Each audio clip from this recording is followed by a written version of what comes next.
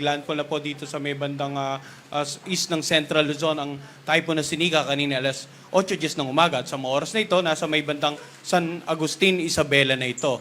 Lakas ng hangin, umabot hanggang 130 kilometers per hour malapit sa gitna. At ang pagbugso ay aabot naman ng 180 kilometers per hour. Kumikilos sa direksyong northwest sa bilis na 25 kilometers per hour. So makikita natin yung kaulapan na dala nitong si Nika ay talagang umaabot even sa ilang bahagi ng Southern Luzon area. So pinakikita naman natin yung sa Baler radar na image itong bagyong si Nika para po ma-visualize nila. Ito yung tinatayang sentro at kanina nga dito po ay naglandfall na ng alas 8:10 ng umaga. So kapag mas malapit na sa kalupaan ng ating bansa at nataon po na may radar station tayo, ito po ang pinaka-effective tool para ma-locate yung tinatayang sentro at ma-estimate natin yung mga makakapal na ulap na posibleng magdulot nga ng mga pag-ulan sa ilang bahagi ng ating bansa. Bukod pa dyan sa pag-estimate din ng mga hangin na dala nito.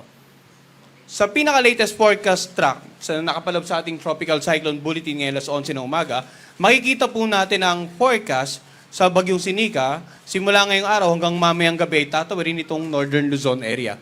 At posibleng mamayang gabi nga ay makalagpas na ito ng kalupaan ng ating bansa. At sa darating naman na Martes ng gabi ay tuluyan nang lalabas ng ating air responsibility. So sa mga kababayan natin sa Northern at Central Luzon, ngayong araw talaga inaasahan natin napakaraming paulan at malalakas na hangin na direktang epekto ng tumatawid na bagyong Sinika. So unahin po muna natin ano yung mga lugar na currently may tropical cyclone wind signals. Dito sa areas na naka-highlight ng red, ito po yung lugar na may tropical cyclone wind signal number 4. Talagang malawakang banta sa buhay at maaring makasira ng napakaraming property sa mga lugar na naka-highlight ng red dito sa northernmost portion ng Aurora, sa central at southern portion ng Isabela, dito rin sa may bandang Kalinga, Mountain Province, sa northern portion ng Ifugao, ganun din sa central and southern portion ng Abra, northern and central portion ng Ilocos Sur. So ito po yung naka-highlight ng red, tropical cyclone wind signal number 4 ang nakataas.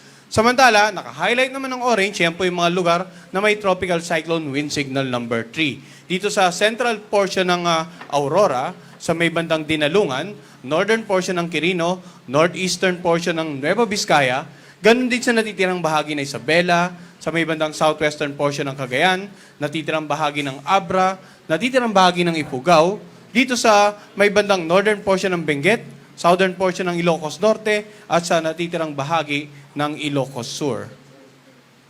Samantala, sa areas naman na naka-highlight ng dilaw, ito po yung mga lugar na may tropical cyclone wind signal number 2. Ito po yung northwestern and eastern portion ng Cagayan, natitirang bahagi ng Nueva Vizcaya, natitirang bahagi ng Quirino, natitirang bahagi ng Apayao, dito rin po sa natitirang bahagi ng Benguet, natitirang bahagi ng Ilocos Norte, sa lalawigan ng La Union, sa northeastern portion ng Pangasinan area, dito sa central portion ng Aurora, sa mga munisipalidad po ng Dipa, Culao, Maria Aurora at Baler, sa northern portion ng Nueva Ecija.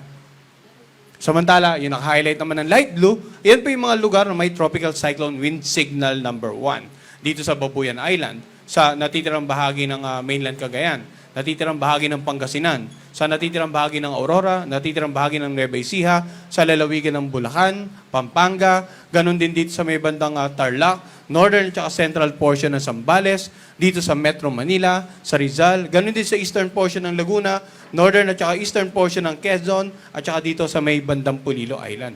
So ano nga ba yung epekto na posibleng maranasan sa mga lugar na may warning signal? Ang warning signal po ay babala patungkol sa malalakas na hangin na dala ng bagyo. So sa mga lugar na may warning signals number 4, 3, 2, malalakas na hangin, pwedeng makasira ng mga bahay, hindi lamang po yung mga gawa sa mga light materials, kundi yung mga bahay po na combination of wood and concrete materials, gaya mga nakita natin sa previous bagyo, no, sa mga balita. Makakasira talaga to ng iba't ibang uri ng struktura. Makakapagpatumba ng iba't ibang uri ng pananim, pwede rin makapagpatumba ng mga poste ng kuryente. So sa mga kababayan natin, ilang araw na po tayo nagbibigay ng babala tungkol nga sa posibleng pagtama at pagtawid ng bagyong Sinika sa Northern Luzon. Sa mga oras na ito, hopefully, manatili po tayo sa loob ng bahay, patuloy na mag-monitor ng update regarding sa bagyong Sinika, at patuloy din tayo makipag-ugnayan sa ating LGU at saka local DR officials para po sa continuous safety precautions habang nananalasa ang bagyo sa inyong lugar. Samantala, sa lugar na may warning signal number 1, baka tanungin ng mga kababayan natin dito sa Metro Manila, no? Wala po tayong ganong nararamdaman. Pag warning signal number 1, katamtaman hanggang sa malakas ang hangin, paminsan-minsang pag-ulan ang inaasahan natin. So, basically, halos walang damage na may dudulot. Ganun pa man, no? Kahit naka-warning signal number 1 tayo, kailangan maging maingat pa rin. Stay indoors as much as possible at patuloy ding mag-monitor sa update ng Pag-asa gaya ng mga kababayan natin sa mga lugar na may higher warning signals. Samantala sa ilang bahagi po ng ating bansa, may mga lugar outside the typhoon periphery na posible rin po makaranas ng mga paminsan-minsang pagbugso ng hangin. Ngayong araw, posible makaranas ng pagbugso ng hangin sa may bandang Batanes, Bataan, Cavite, Batangas, dito sa may bandang Lubang Island, Marinduque, Romblon, Masbate, Camarines Norte at Camarines Sur at sa Catanduanes. Samantala, bukas naman, posible rin makaranas ng pagbugso ng hangin sa may bandang Ilocos Sur, La Union, Pangasinan, Batanes, kasama ang Babuyan Island at sa lalawigan ng Isabela. So, tingnan naman, ang nakikita nyo naman po ngayon, ang pag-uusapan naman natin ngayon, ay yung forecast rainfall.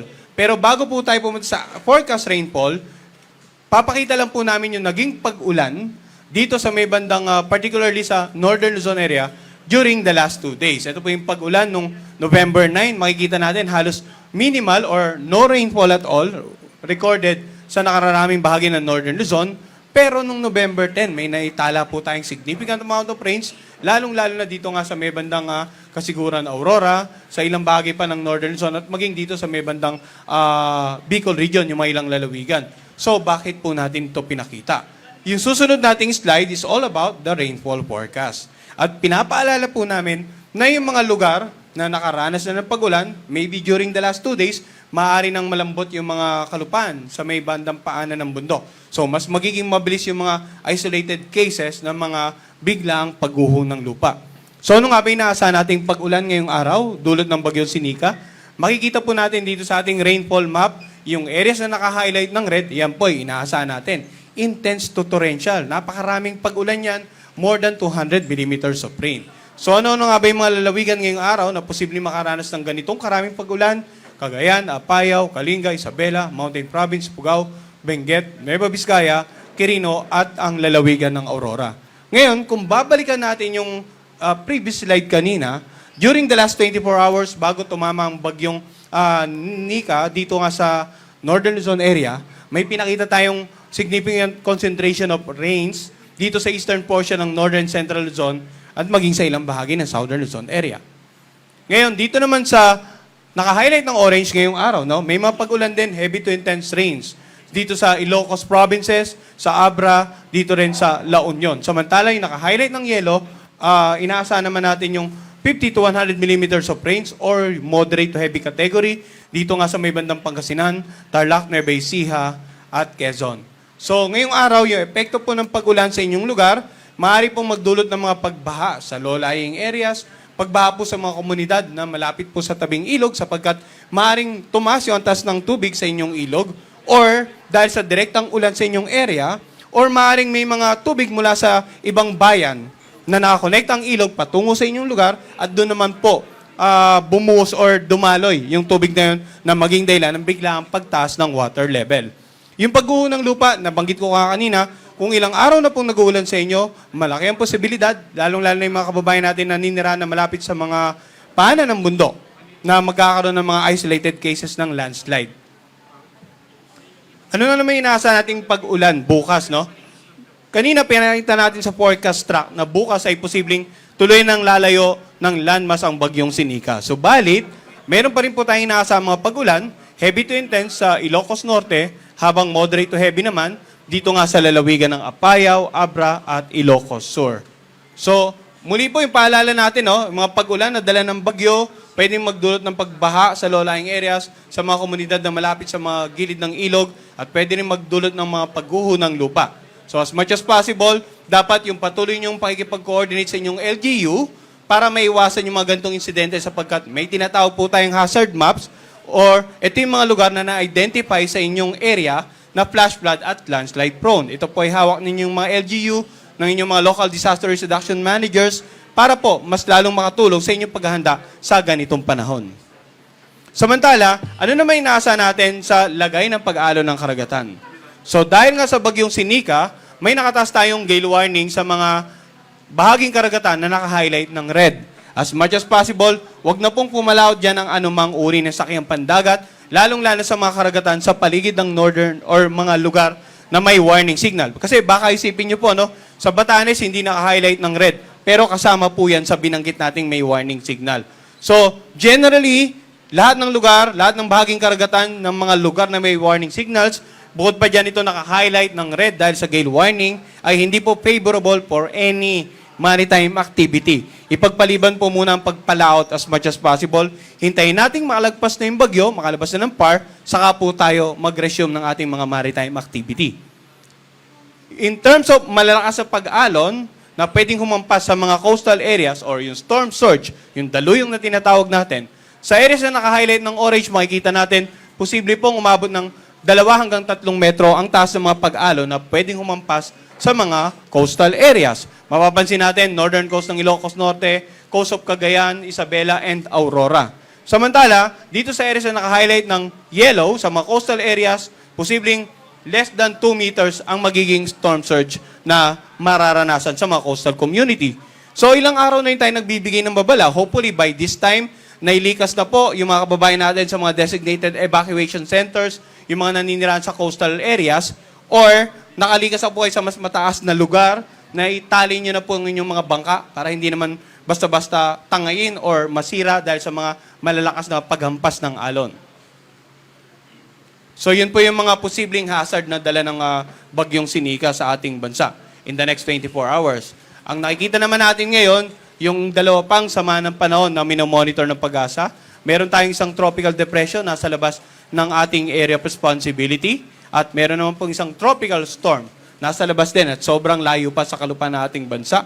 Bagamat malayo pang dalawang sama ng panahon, ito pong isang tropical depression, may pinalabas na po tayong tinatawag na Tropical Cyclone Advisory. Available po sa ating website yan. Samantala ito, napakalayo pa po, wala pa pong advisory. Now, in terms of this weather disturbance, ano naman yung inaasahan nating senaryo? So, titingnan po natin yung tinatawag nating Tropical Cyclone Threat Potential. Nagpapalabas po ang Pag-asa ng mga scenarios ng mga bagyo na nagko-cover ng up to a 2-week period.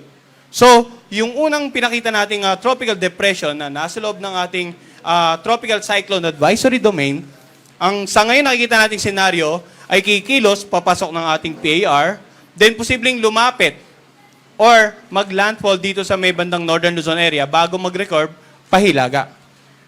Yung pangalawa naman, mas malayong bagyo, inaasa natin, posibleng kumilos pa kanluran at pumasok nga ng area of responsibility. So itong dalawang senaryo nito ang dahilan kung kaya't patuloy po tayong magmamonitor at magbibigay ng update, hindi lamang sa bagyong Sinika, kundi maging sa dalawang sama ng panahon na nasa labas nga ng ating area of responsibility. So yan po muna ang latest sa bagyong Sinika. Every 3 hours, magbibigay po tayo ng Tropical Cyclone Bulletin, samantala ang ating press briefing naman po ay every 6 hours.